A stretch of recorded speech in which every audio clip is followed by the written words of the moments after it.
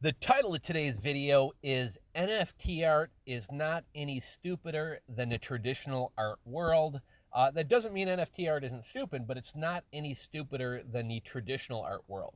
What's going on, guys? You guys have tuned into Rules for Rebels. Got kind of an interesting story for you guys today. We're probably going to keep this one pretty brief, but there is a high-profile divorce that occurred, I think, about 3 years back. A New York real estate developer by the name of Harry Macklow and his wife Linda Macklow. Now, they got divorced about 3 years back, and I guess divorce proceedings take a while to proceed through the courts. So here we are 3 years later, and the couple's art collection, valued at more than $600 million, is set to be sold off. And there is one particular piece by an artist by the name of Cy Twombly.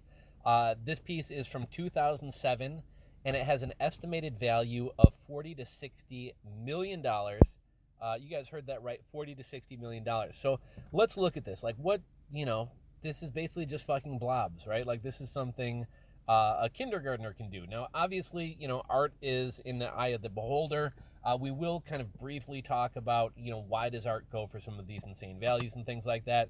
But, at least from my perspective, looking at art, right? If I look at, something like the Mona Lisa or some other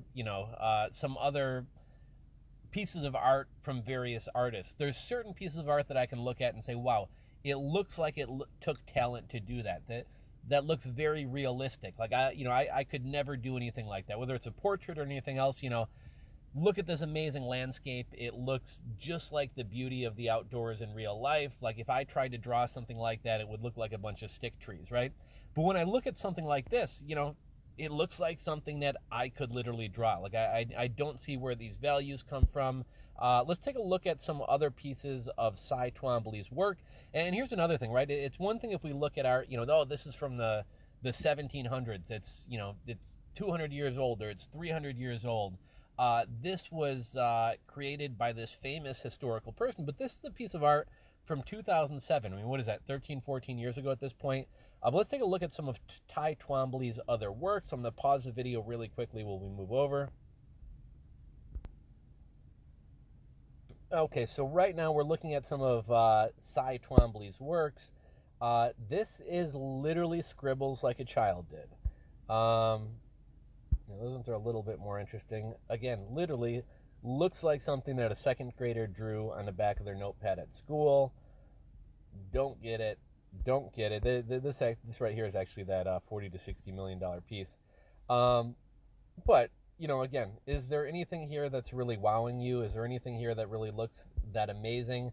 I'll be the first one to say when I see NFT art pieces selling for $60 million or even $180,000, like many of you, I'm sitting here like, who's paying $80,000 for an AI created pixelated image of a guy with a mohawk? Who's paying $20 million for a picture of, or $20,000 for a picture of Lindsay Lohan's face? It doesn't make any sense to me, but at the same time, when I look at, this piece of art right here that supposedly is worth $40 to $60 million, that doesn't make any sense to me either. How do these art pieces kind of get this type of value? Well, from my understanding, a piece of art goes into a gallery. Now, what determines, what pieces of art go into a gallery is beyond me.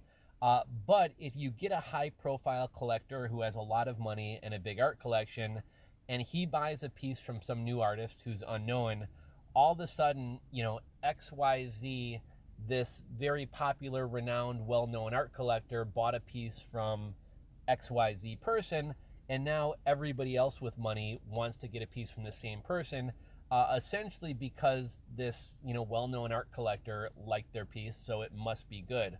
You could probably say the same thing of the music industry and a lot of other things. If Jay-Z winds up taking an artist under him and starts promoting an artist, or I guess as they say in the rap world, quote unquote co-signing an artist, all of a sudden now everybody thinks that artist is good because Jay-Z likes him. I guess the same thing holds true in a lot of areas of society and culture, but a lot of people say, oh, well, these values of NFT art are stupid, like it's not worth this. And, I guess you could say the same thing of the traditional art world. So I'm not going to ramble on too much more. But happened to see this story, thought it was interesting, and thought it kind of highlights that, well, maybe the values of NFTs aren't so crazy when you have people spending $60 million on scribbles. Ultimately, you got hedge fund managers, you got real estate developers, you got people with way too much money who don't know what to do with their money. And they wind up throwing it at what in my opinion is bad art.